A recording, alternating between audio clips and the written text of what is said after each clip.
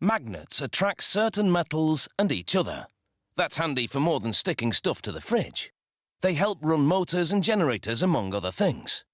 Magnets occur in nature, but 2 centuries ago, people figured out how to make them using electricity.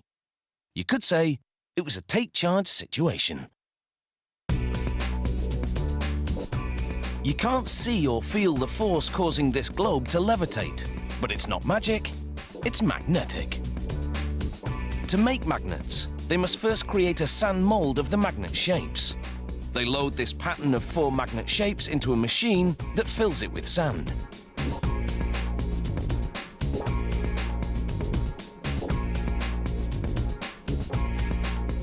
They remove the pattern and smooth the surface, dimpled by the machine's lid.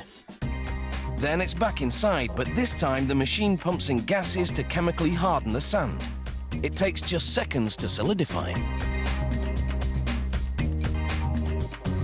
They lift out the sand slab, revealing the impression of the magnet pattern.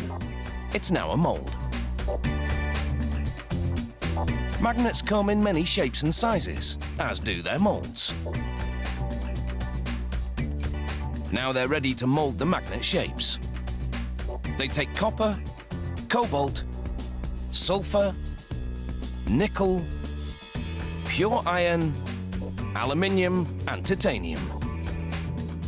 They load all these metals into an electrical induction furnace. It generates a pulsating electromagnetic field that heats to more than 1,600 degrees Celsius, melting everything into a molten soup.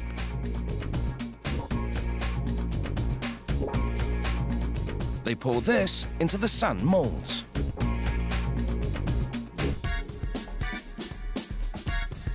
The molds burst into flames because the gases that harden the sand are highly flammable. They slide the blazing molds to another part of the foundry and knock them to the floor. Then they bust them open with a sledgehammer to get air inside so they cool down and the gases burn off.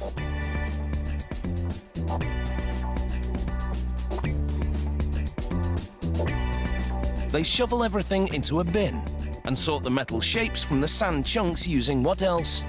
A magnet. The molded pieces react like ordinary metal. They don't yet have magnetic power. Some are shaped like rings. Threaded onto a copper pipe, they'll be used in electric motors. They place the ring-covered pipe in a much larger tube. Then they center it by packing silica sand tightly around it. The sand will hold the rings in position during the next step.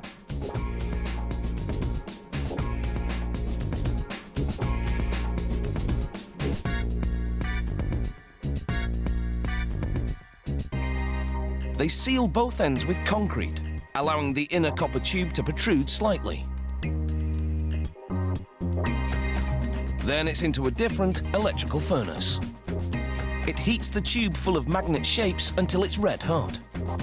This primes them to accept an electromagnetic field which will be delivered by this metal rod.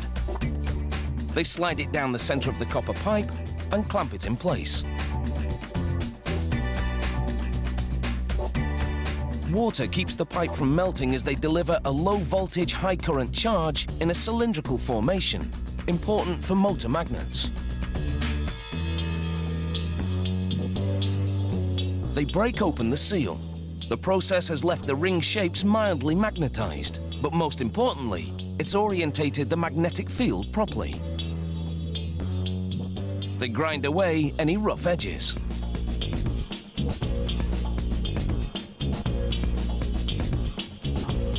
At this point, these magnets are pretty useless. But this machine will empower them. It delivers an electromagnetic charge to the metal, which magnetizes it.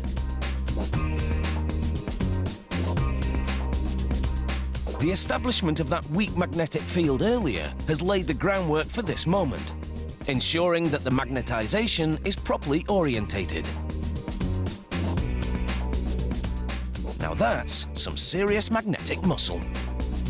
In their various forms, magnets continue to exert a lot of pull in our society because their invisible power helps keep so many things running.